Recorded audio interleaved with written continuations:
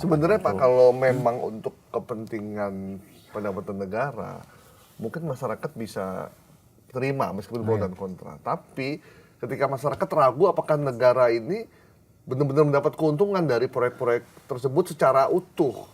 Itu yang menjadi problem karena negara sendiri nggak pernah transparan, tidak pernah dibuka seperti apa. Di satu sisi tadi ada pengawasnya ada, itu hanya sebagai apa formalitas. Dia sekedar ada di situ, anggap aja itu sapam yang ada di situ, tidak pernah diperhitungkan sebagai sesuatu yang harus dibuat semacam ini loh keputusan yang paling baik karena sudah ada masukan gitu kan. Nggak ada, yang ada sudah ada di situ, ada kok pengawasnya, di situ ada kok yang namanya lembaga yang memantau, misalnya seperti itu aja sudah cukup.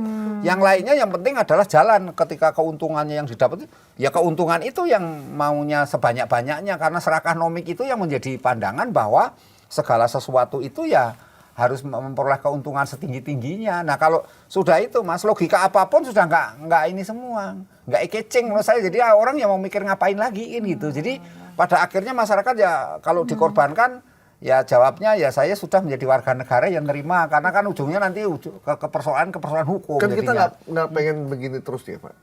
Ini tadi mitigasi lemah, bahkan nggak ada. Leadership kebencanaan juga tidak ada.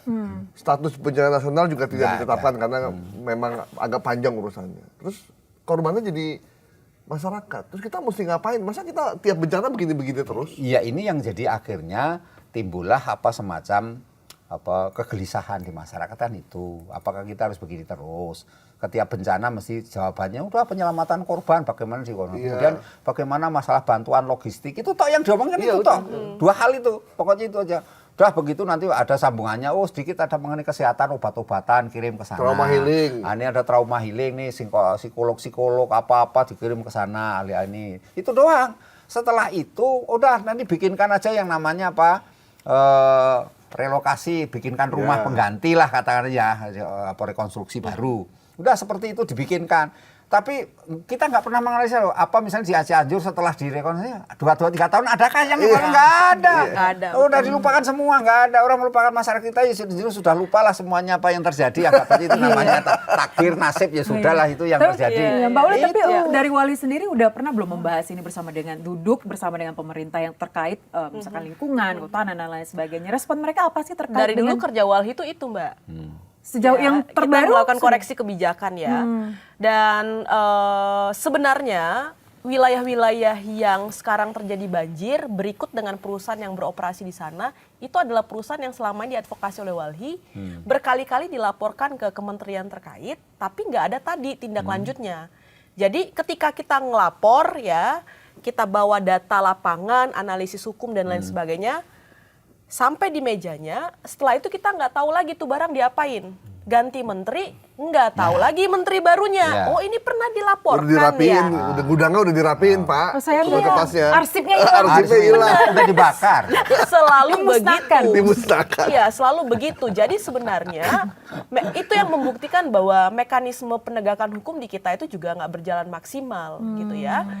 Kalau kemudian pengurus negara itu nggak mampu bekerja sendiri, harusnya menggandeng lebih banyak masyarakat sipil ya, yang juga bekerja di lapangan. Tapi kan itu juga nggak pernah dilakukan, Mbak. Itu jeleknya negara kita. Tapi gitu. Walid udah tahu pernah mungkin menginvestigasi ada perusahaan-perusahaan yang diduga melakukan eksploitasi dan lain sebagainya terafiliasi dengan elit-elit mungkin?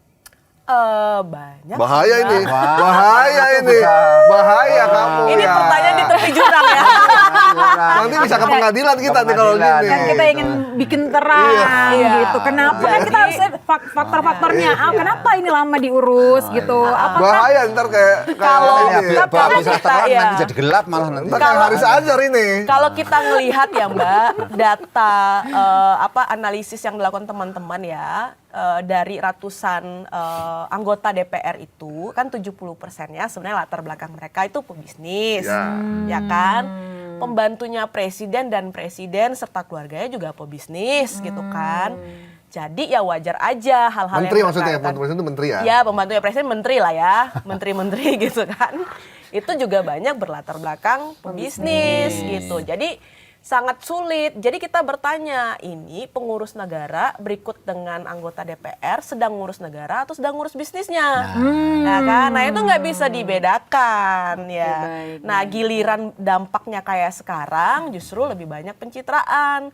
Yang angkut-angkut beras itu ya ketika dia jadi menteri itu melepaskan puluhan juta hektar Juta hutan Ya. dengan pemberian izin ya kan. Ya, sekarang pura-pura kemudian tampil menjadi heroik gitu kan. Nah, menteri-menteri yang lain juga sampai saat ini belum buka suara gitu. Si Menteri LH bilang mau evaluasi ya kan. Terus kita nih Evaluasi tahap akhir Eptanas maksudnya ujian. Tanah. evaluasi Was, perizinan. was. Tapi kan sekarang Aduh, bentar lagi UAS nih gue. Awas itu, Tapi was kan itu. sekarang kita nggak butuh omon-omon ya Mbak ya. Iya, Kita iya. butuh aksi nyata ya kan. Aksi gitu kan. Nah kalau cuma omon-omon ya nggak usah lah di tengah derita.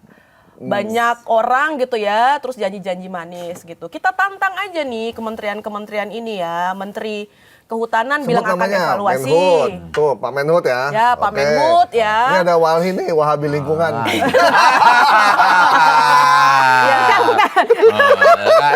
Ya kan, Larinya ke agama. Ke agama Menteri pasti itu. Kehutanan ya, Menteri ESDM, Menteri Lingkungan Hidup, Hidup. APR BPN itu adalah orang-orang yang harus ditagih pertanggungjawabannya. Bappenas jangan lupa juga ya, karena tata ruang itu kan Bappenas. disetujui oleh Bappenas. Oke. Dan BNPB juga nggak boleh hadir sebagai heroik karena posisi mereka itu bukan hanya untuk mengatasi Bencana. atau Menangani. menjaga penanggulangan, tapi Penanggulangan. kerja-kerja pengurangan resiko bencana. Karena di BNPB itu ada deputi mitigasi kok. Ada. Undang-undang kebencanaan kita itu juga menyebutkan pengurangan resiko Resiko bencana bencana, ya. sebagai bentuk mitigasi bencana, tapi itu yang nggak pernah dilakukan. Oke. Gitu. Nah, terus apa namanya Pak? Dalam kebijakan publik ada elit-elit politik yang memanfaatkan kebijakan untuk kepentingan pribadi. Jadi dia udah misalnya dia punya perusahaan atau dia udah tahu apa yang akan terjadi, kemudian dia melakukan activity bisnis, tiba-tiba bikin perusahaan baru, nanti kebijakan ini akan menguntungkan perusahaan. Ya itu tadi pembuat kebijakan. Corporate Itu, capture Pak. tadi. Itu ada kan Pak disebutkan sebenarnya, ya. Jadi gini, itu kan gini, kebijakan publik itu artinya dia seorang pejabat karena berkaitan dengan publik. Tapi di dalam dirinya dia melakukan namanya kebijakan bisnis karena dia punya perusahaan, punya korporasi. Ketika jadi pejabat, maka dua-duanya dijalankan. Ya bisnis ya, ini kan gitu ya, pokoknya pejabat lah karena publik, kepentingan publik ya bisnis. Nah, menjadi lucu gitu. Kenapa? Karena kemudian orang itu nggak bisa melepaskan apa yang sudah di ini.